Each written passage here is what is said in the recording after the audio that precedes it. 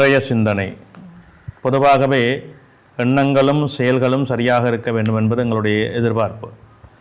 ஒரு மனிதன் தனது எண்ணத்தை சரியாக, சீராக, நேர்மையாக வைத்துக்கொள்வதற்கு அவனுடைய உள்ளம் மிக மிக உன்னதமான சில கட்டுப்பாடுகளை கொண்டு வர வேண்டும். எங்களுடைய உள்ளத்திலே இருக்கின்ற அழுக்காறுகளை நீக்க வேண்டும். இந்த அழுக்காறுகள் நீக்குவதென்றால் நாங்கள் இருக்கின்ற சூழல், எங்களுடைய குடும்பம் சார்ந்த சூழல், எங்களுடைய செயல்பாடுகள், இவற்றை நல்ல சிந்தனையோடும் நல்ல சுத்த மனத்தோடும் செயல்படுத்த பழகிக்கொள்ள வேண்டும்.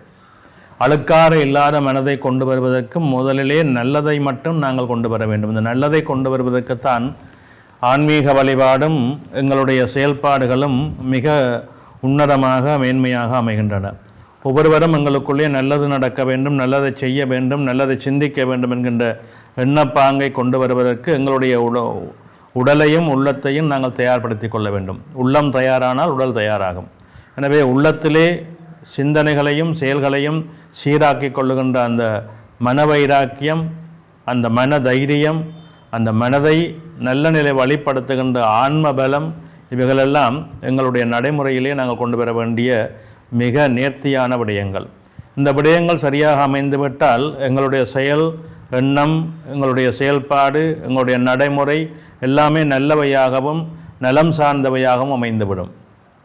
அப்படி அமைகின்ற பொழுது எங்களுடைய செயல்பாட்டின் மூலமாக எங்களுக்கும், எங்கள் குடும்பத்துக்கும், எங்களை சார்ந்தவர்களுக்கும், எங்கள் கிராமத்துக்கும், எங்கள் நகரத்துக்கும் என்று சொல்லி அப்படியே நன்மைகள் படிப்படியாக மேன்மையாக ஓங்கிக் கொண்டிருக்கும். ஒருவர் செய்கின்ற நன்மை, ஒருவரை பார்த்து இன்னொருவர் செய்கின்ற நன்மை, அதன் மூலமாக மற்றவர் செய்கின்ற நன்மை என்று நல்லதை மட்டுமே நினைந்தோமானால் நல்லவையே உலகத்தில் நடக்கும். இதை கொண்டு வருவது கலியுகத்திலே மிக கடுமையான ஒரு பிரச்சனையான ஒரு நிலை. ஏனென்றால் காலத்தின் கொடுமை, காலத்தின் வலிமை மனங்களை மாற்றி அமைத்து கொண்டிருக்கின்றது. அந்த மாற்றத்துக்குள்ளே ஒரு நல்லதை கொண்டு வருவதற்கு மிக முயற்சி எடுக்க வேண்டும்.